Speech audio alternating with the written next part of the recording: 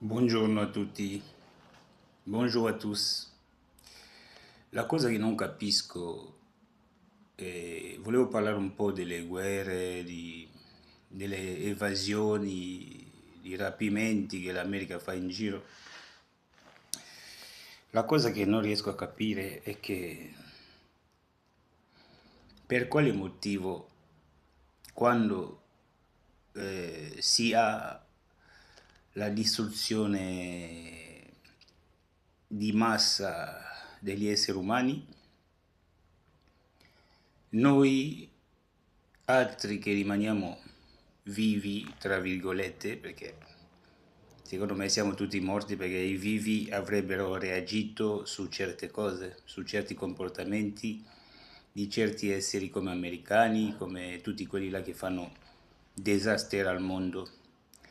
L'Africa ha dei paesi che hanno più di 30 anni di guerra e nessuno ne parla, perché chi tira il beneficio sono gli europei e l'americano, cioè l'antico europeo che è l'americano e l'antico europeo in Europa.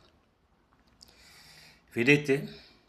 Nessuno parla delle vittime, nessuno piange perché stanno morendo, perché stanno decimando delle vite umane, ma tutti piangono il petrolio, piangono il grano, piangono tutto altro che la vita.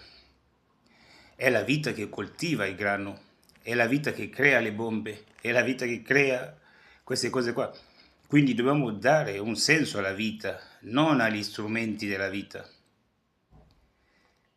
E quindi mi sa che qui l'umanità si deve fermare un attimo e pensare, dire ma che senso ha distruggere gli esseri umani e piangere materie prime, materiali?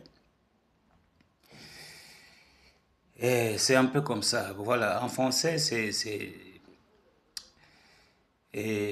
désolant voir les êtres humains mourir, mais nous plairons le pétrole, le gaz, les détroits d'Ormuz. Mais les enfants qui sont morts en Palestine, on ne pense pas.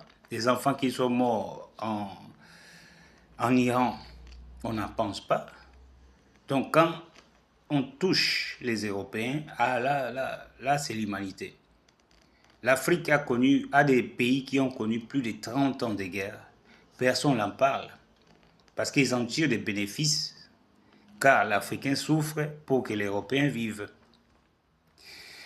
Voilà, c'est un peu ça. Ma question est là. Pourquoi personne ne dénonce les génocides, personne ne dénonce les massacres des êtres humains, mais tout le monde parle des matériels et des matières premières. Que Dieu nous aide à voir clair et à arrêter de nous mêler dans les sottises américano-européens. Voilà, merci beaucoup. Ciao.